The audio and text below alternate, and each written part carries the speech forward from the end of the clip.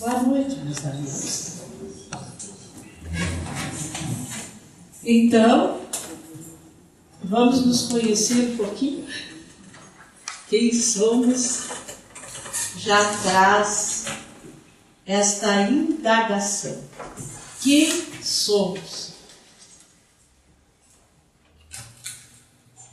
Se nós fizermos esta pergunta a nós mesmos, vamos para a frente do espelho e perguntemos a nós mesmos: quem sou eu? Vocês acham que é uma resposta fácil? Simples ou não? Quem já fez essa pergunta aqui, a si mesmo, na frente do espelho? Ninguém? Hã? Já? E aí? Não conseguiu responder? Difícil, né? E realmente não é fácil. Porque nós somos criaturas que olhamos muito para fora, para o outro, muito pouco para nós mesmos. Não raro, nós conhecemos aquilo com o que nós nos identificamos. E vivemos em torno desta identificação que fazemos com as coisas, com os outros, e dificilmente conhecemos aquilo que nós somos. Então, às vezes... É a música, é isso? É do celular? Eu não conheço meu celular. Eu posso falar. Eu levo, eu desligo para mim. Então, acho que vou ter que ir para frente do espelho com ele. Quem é o celular? Que a gente pensa que coloca no silencioso e ele toca, não é? A própria psicologia, ela foi aprimorando a sua forma de ver e explicar o comportamento humano e o ser humano.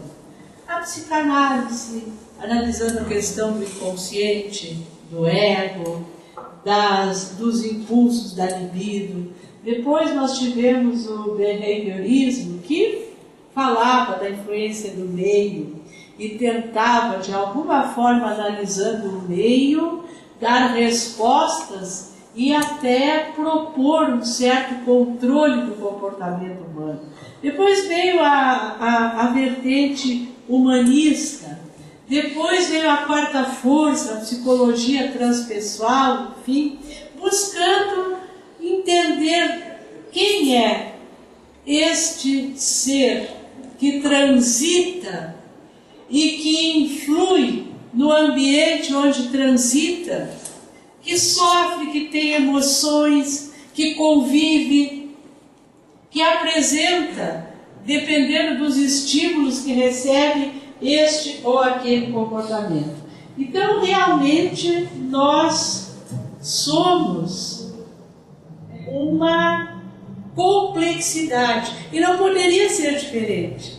Porque quando nós olhamos a criação como um todo, a criação divina, nós vamos perceber que naquilo que nós conhecemos hoje, nós estamos no ápice dessa cadeia.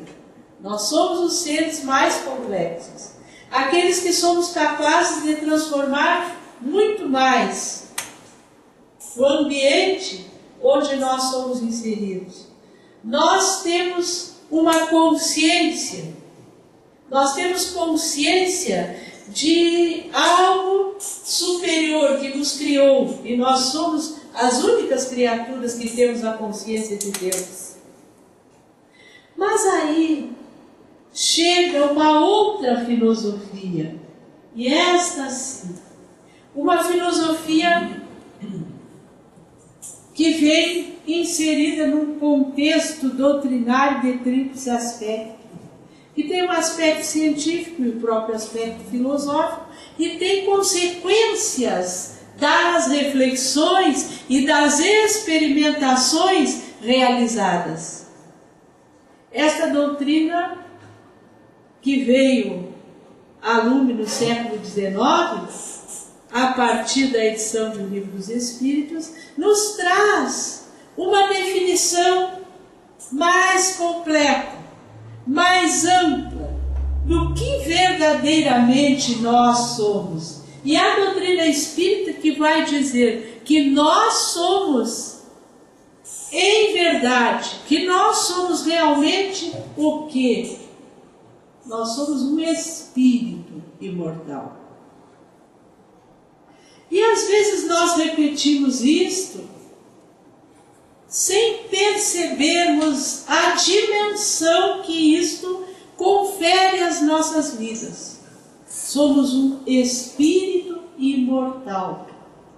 Ou seja, nós tivemos início, porque fomos criados, mas nós não temos fim como espírito. Se nós temos a imortalidade, por óbvio que esta imortalidade, ela tem uma consequência e uma razão de ser. E esta imortalidade deste espírito, ele tem alguns instrumentos. O espírito imortal, nesta sua trajetória, ele tem alguns instrumentos.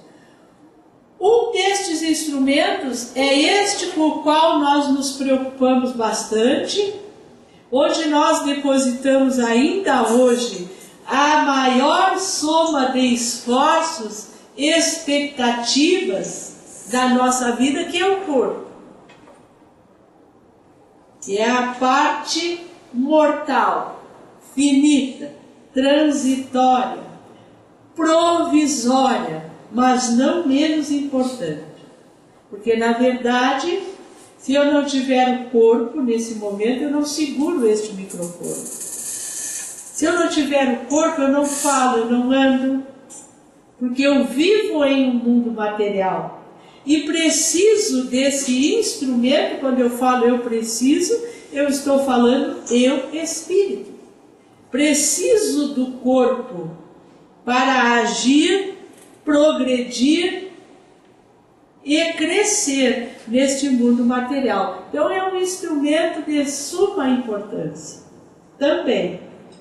E nós temos também um corpo intermediário que se chama perispírito, que é, numa comparação muito simples para o nosso entendimento, o arquivo das existências desse espírito que é imortal. E que quando nós estamos aqui, encarnados, este corpo sutil, ele é o elo de ligação entre o corpo físico e o espírito. E quando nós perdemos o corpo porque desencarnamos, ele passa a ser a veste do espírito. Então, esta filosofia espiritualista, que é o espiritismo, que é a doutrina de tríplice aspecto, ela vai trazer para nós esse entendimento mais profundo de uma entidade que é o espírito, que evolui através das inúmeras experiências que tem nos inúmeros corpos que nós vamos habitando em cada vida sucessiva que temos, e que, ao habitarmos esses corpos, nós vamos, ao final e ao longo de cada uma delas, transferindo para esse corpo sutil, que se chama perispírito, todas as experiências que nós temos. Então é por isso que muitas vezes nós, ao irmos para a frente do espelho, temos a dificuldade de dizer quem somos. Porque vocês imaginem a nossa verdadeira idade. Quantos séculos cada um de nós que aqui está pode ter na sua trajetória? Ainda bem que a gente não sabe, porque principalmente as mulheres que não gostam de confessar a idade, imagine se a gente tivesse que dizer a idade do espírito. Que confusão que isso ia criar. Mas verdadeiramente é por aí, né?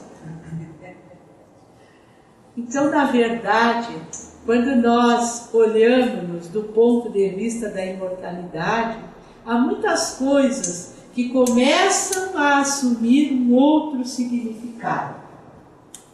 Porque o espírito, ele tem uma ferramenta muito importante que se chama livre-arbítrio. Ou seja, nós temos liberdade de fazer escolhas. Todos nós. Nós estamos aqui porque escolhemos estar. Nós temos a família que hoje nos acompanha porque nós escolhemos ter. Nós temos o trabalho que hoje nos sustenta a vida porque nós escolhemos ter. Por vezes, isso também é difícil de identificar. Porque às vezes a gente se vê como vítima das situações, das coisas e das pessoas. Por quê? Porque o nosso olhar, ele é muito imediatista. Eu vejo o ontem recente. Às vezes eu não conheço ontem pretérito. Ou se conheço, desconsidero. Mas na verdade, tudo que nos acontece é obra da nossa escolha, porque isso é a ética da lei divina.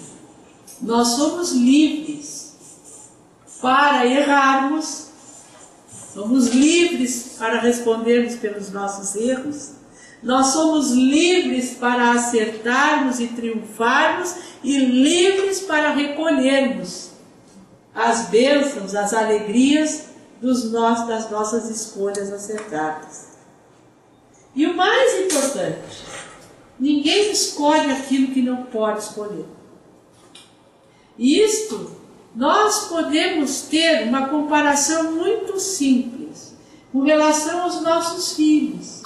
Eles só escolhem à medida que crescem aquilo que eles têm capacidade para escolher. Então, será que Deus é mais imperfeito do que os pais terrenos? É claro que não. Então, tudo aquilo que nós escolhemos, nós vamos, pelas nossas sucessivas escolhas, moldando o que se chama comportamento. O comportamento humano, então, não é influência do meio. Ele não é ditado pela libido, não. Ele não é influência dos outros. Ele é escolha. Eu escolho como me comporto, como ajo, como vivo, como penso. Eu sou livre. E se nós pararmos e pensarmos um pouquinho, nós vamos nos dar conta disso. Principalmente porque nós temos a voz da consciência. A lei de Deus está escrita na consciência, dizem os Espíritos, em o livro dos Espíritos. E esta lei que está escrita na consciência é a voz da consciência. Não vale, eu sei como devo proceder. O que acontece é que nem sempre eu tenho vontade de proceder como a consciência está me ditando. Eu quero atender os meus instintos. Eu quero satisfazer os meus impulsos. Eu quero saciar os meus desejos. Então eu escolho agir desta maneira, mesmo sabendo que eu deveria agir de outra. E é claro que como eu tenho liberdade para agir desta ou daquela maneira, eu também tenho responsabilidade pelas escolhas. Então o nosso comportamento é fruto das nossas escolhas. E são estas escolhas e estes comportamentos ao longo das nossas vidas sucessivas que vão compondo aquilo que se chama individualidade. A individualidade é toda a minha folha corrida das inúmeras existências que eu tive. Isso sou eu. Então, para responder quem somos verdadeiramente, nós temos muitas vezes que atentar para as nossas tendências, nós temos que atentar para aquelas emoções e aqueles sentimentos que às vezes são desconhecidos para nós mesmos. Vocês já não praticaram algum ato e depois pensaram assim, mas aquele não era eu, aquela não era eu. Como é que eu pude fazer uma coisa dessa? Já não se viram nessa situação? Pois é. Por quê? Porque eu sou uma individualidade. Eu trago comigo todas as experiências. Aquelas superadas não tem problema. Aquelas que eu venci, que foram exitosas, elas são reforços à minha caminhada e não interferem. Mas aquelas experiências que foram malogradas, que foram experiências que não foram felizes, elas hoje estão no porão.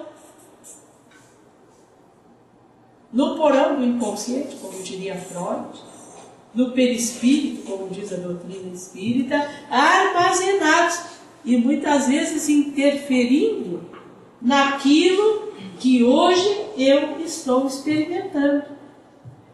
É a questão das antipatias entre irmãos, nasceram juntos, foram educados no mesmo lar, receberam o mesmo carinho, são irmãos, deviam se amar. Mas a mínima contrariedade faz com que aflore uma tal violência, às vezes chegando ao ódio. As relações conjugais,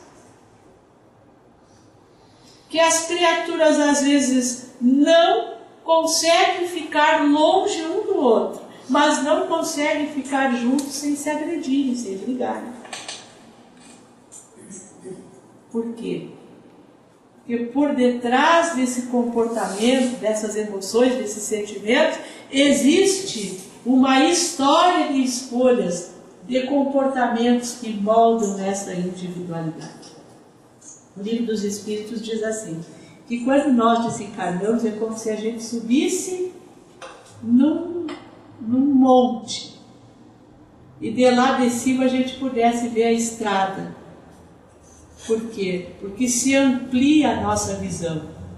Quando nós estamos fora do corpo, ainda que limitado ao nosso estágio evolutivo, nós já podemos enxergar com maior nitidez aspectos da individualidade que quando nós estamos encarnados nós não vemos. Porque quando nós reencarnamos, a individualidade ela aflora apenas naquilo que é necessário para ser trabalhado na presente reencarnação. Então hoje eu sou essa personalidade, pet, mas a minha individualidade é bem mais do que isso. Mas o que eu enxergo, o que eu sinto, o que eu posso trabalhar hoje é essa personalidade. Então a bobagem quando a gente diz assim, eu fui no passado a rainha da Inglaterra. Mas aquilo era uma personalidade. Hoje é outra. Não sou mais. Aquela personalidade se agregou na individualidade, foi embora. Hoje a personalidade é esta. Então, nós somos, na verdade, como que um iceberg. O iceberg tem aquela partezinha para fora da água. Então aquilo é a personalidade. É um pouco daquilo que eu sou e que tenho que tratar nessa vida. A individualidade é toda aquela montanha 10 vezes maior que está para baixo da água, que está coberta, como diz o Espiritismo, pelo véu do esquecimento. Porque se nós não tivéssemos a nossa individualidade, grande parte dela, coberta pelo véu do esquecimento, nós não suportaríamos o peso das nossas confusões. Ou então, as questões que nos levariam à vaidade, né? Porque imagina, se a gente soubesse de tudo que fez, de bom, porque nós fizemos coisas boas no passado. Mas com o nosso grau ainda de imperfeição, ninguém ia nos aguentar, né? Porque se a gente faz uma coisa boa hoje, amanhã a gente quer notícia no jornal, não é assim? Quer que todo mundo agradeça antes de vê-los, relendo todos os dias. Se as pessoas não lembram, a gente conta, olha, eu fiz isso. Então vocês imaginem se não tem o véu do esquecimento também sobre as coisas boas, quem é que ia nos aguentar, né? Não haveria espaço no universo para a gente empinar o nariz. E as coisas negativas, então, seriam acachapantes, que nos levariam, sem dúvida, a um processo de baixa autoestima, de processo de vitimização, de culpa e uma série de questões. Então, a personalidade é isso que nós somos hoje. Ela é uma pontinha da individualidade, aquela que nós necessitamos trabalhar nesta reencarnação. Mas aí, existe uma questão muito importante. Como a personalidade é um momento, e tudo que está inserido nela é para nos auxiliar a educarmos os nossos sentimentos, o espírito que somos. Mas às vezes nós temos a tendência de nos identificarmos com ela. Parece que a gente é só aquilo. Helena, tu quer fazer uma dinâmica comigo aqui? Onde é que está a tua bolsa? Vamos limpar essa bolsa? Tem muita coisa que não faz sentido aí. Vamos limpar? Aqui, tudo que tu não quer na tua bolsa, tu põe aqui. O que tu não precisa? Não, a Helena é uma pessoa organizada. Ela não vai ter o que tirar da bolsa.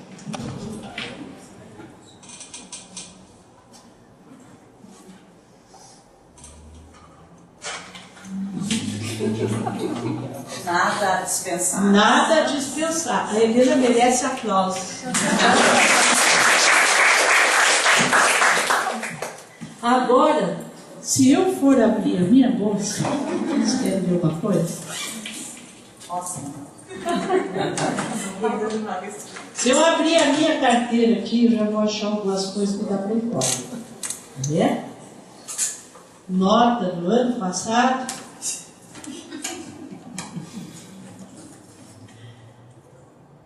Extrato do banco de 2011. Outra nota que também, tá? Os cartõezinhos aqui.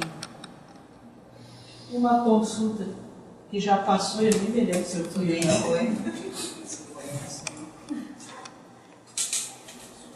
Ó, eu acho que eu saí no lucro. O dinheiro eu não posso botar fora, né? Até porque não tem. Mas o que eu estou querendo dizer com isso, gente? Eu sei que se abrir bolsa aí vai sair cobras e lagartos, mas vamos deixar assim, tá? Agora, muitas vezes a gente guarda coisas que não nos servem, mas a gente diz assim, um dia eu posso precisar.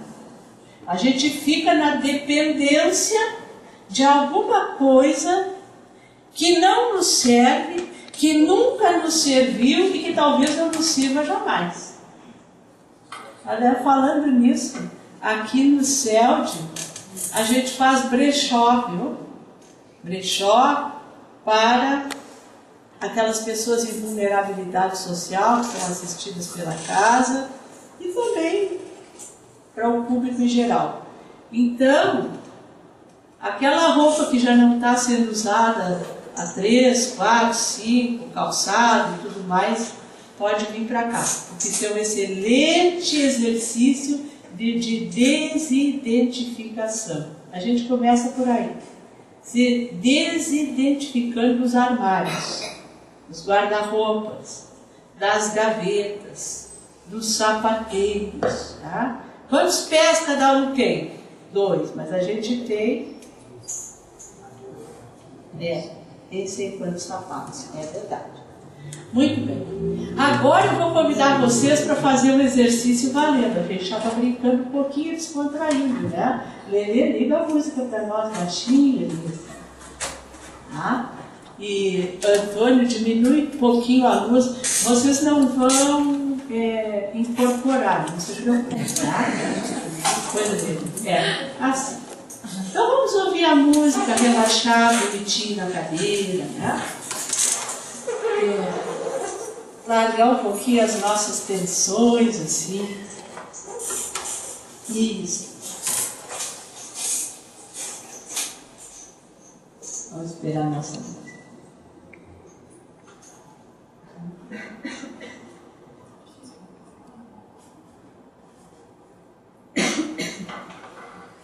Será bom? Está tocando tão bonitinho? Não? Bom, mas não tem problema. Vamos fazer o seguinte. Respire, feche os olhos. E pense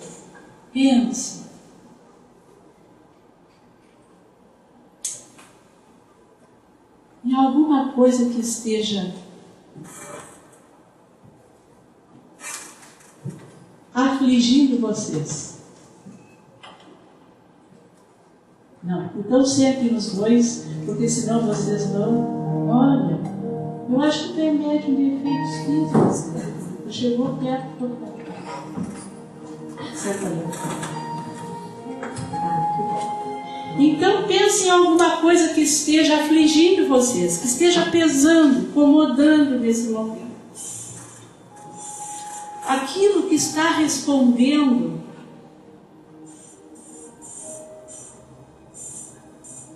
pela maior dificuldade vivida nesse momento. Que está apertando o coração, que está impedindo de ser feliz, que está interferindo no relacionamento familiar ou profissional. Aquilo que está desgostando.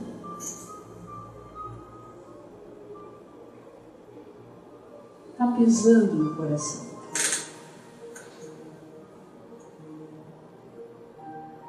E imagine que isto que vocês identificaram é uma pedra grande, pesada,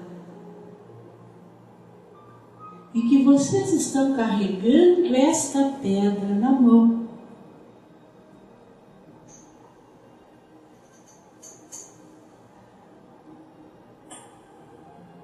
E que agora vocês pararam no alto de um penhasco, com a pedra na mão.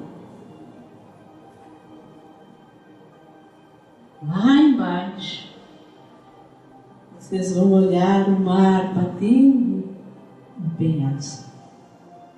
Uma visão linda, bonita. E você segura uma pedra e ela está pesada.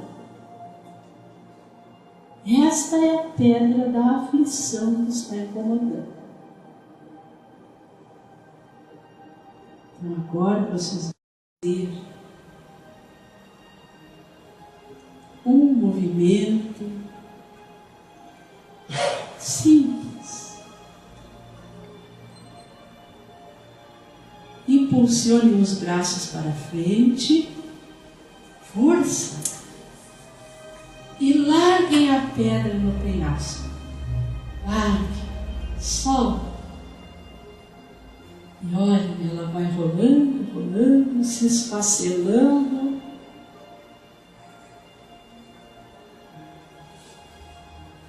E é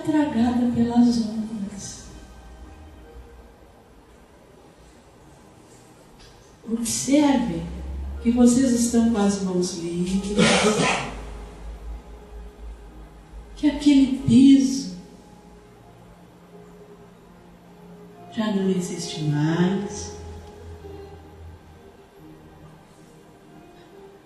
Respire profundamente. Sintam a energia vinda do mar. Ouçam o barulho das ondas. E observem-se. A pedra foi.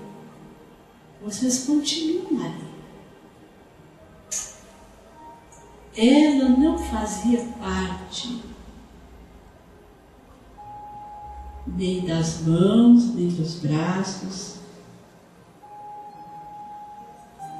Ela era apenas uma pedra que o mar levou.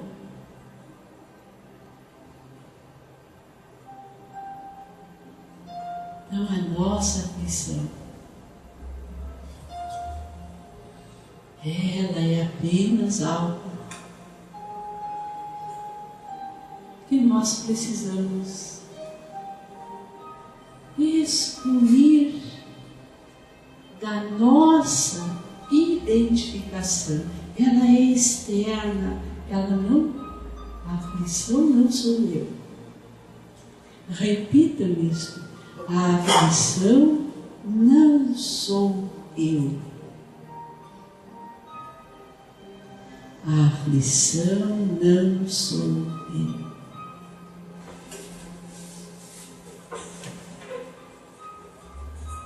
E agora respirando, abrindo os olhos, né? Vamos fazer a luz.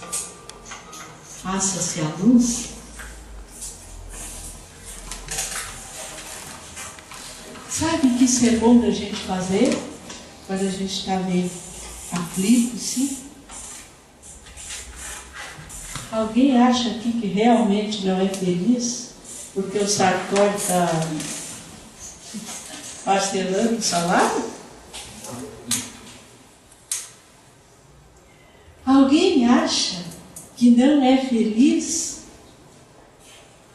porque aconteceu o impeachment no Brasil? Que a Lava Jato está buscando e provando corrupções e corrupções?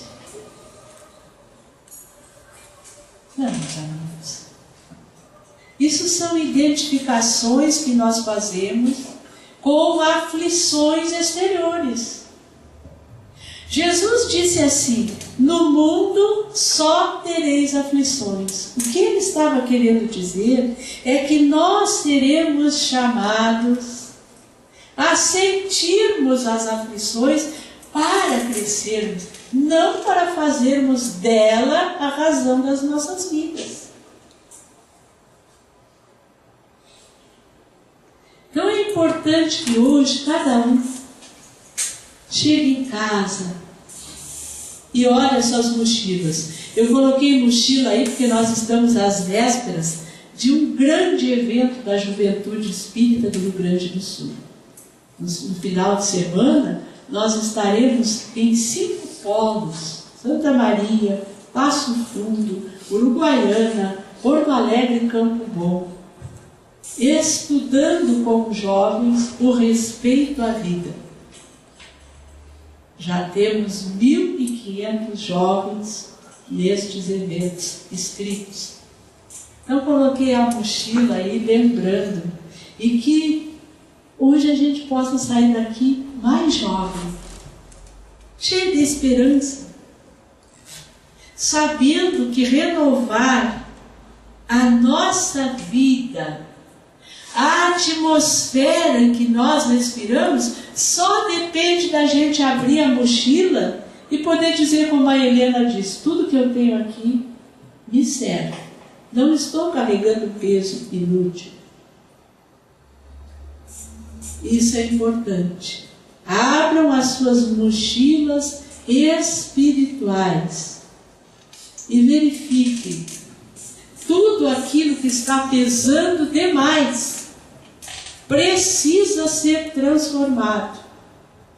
Este é o processo de desidentificação. E como é que a gente se desidentifica destas questões? A gente precisa ter segurança da conduta. E o que nos dá segurança da conduta? É quando nós agimos de acordo com o conhecimento que o maior de todos os sábios trouxe para a humanidade.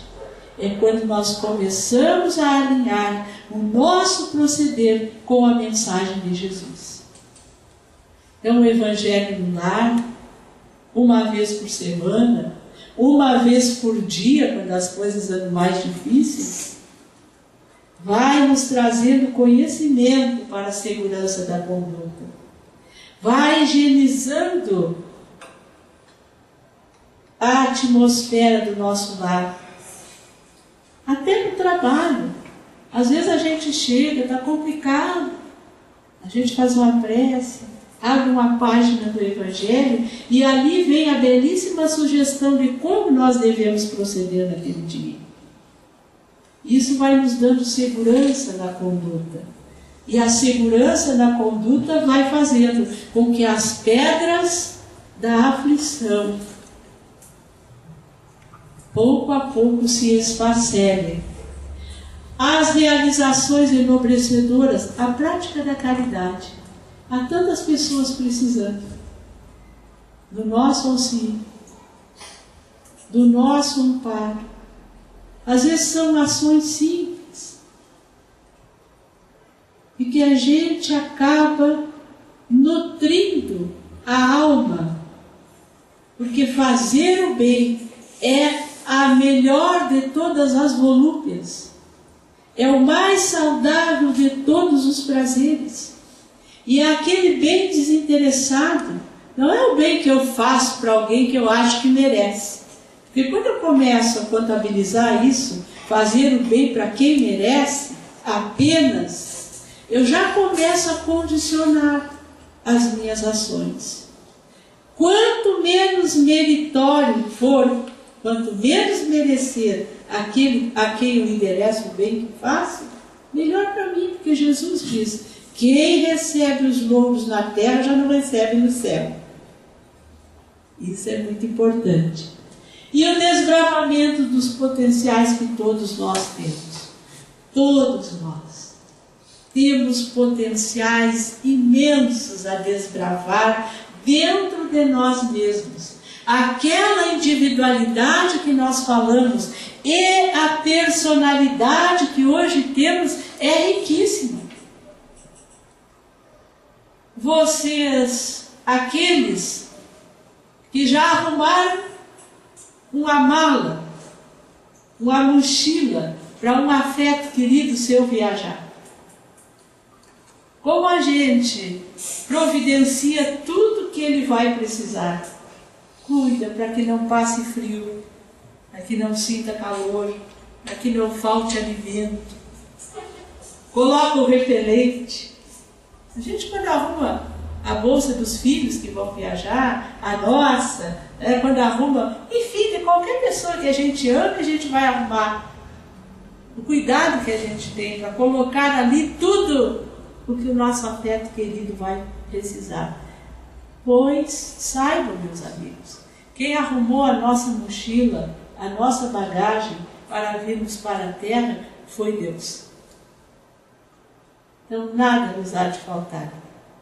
Se nós ainda não descobrimos, é porque a gente não mexeu bem nada. Tenhamos a certeza que os potenciais para transformarmos a nossa vida e a partir dela o mundo que orbita à nossa volta é compromisso nosso. E é isso que eu desejo a todos vocês nesse fim de semana, que para mim vai ser maravilhoso, né?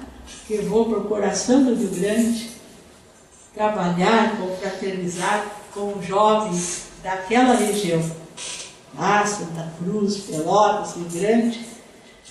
Então eu quero que vocês também tenham uma semana, um final de semana belíssimo, descobrindo na mochila que cada um trouxe para a vida, recursos para ser feliz. Muita paz.